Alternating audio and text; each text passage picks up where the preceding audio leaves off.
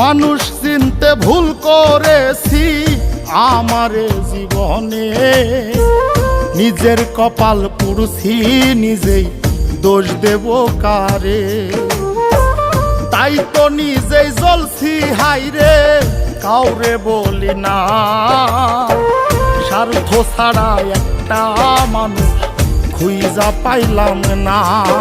আমি স্বার্থ ছাড়া একটা মানুষ খুঁজা পাইলাম না।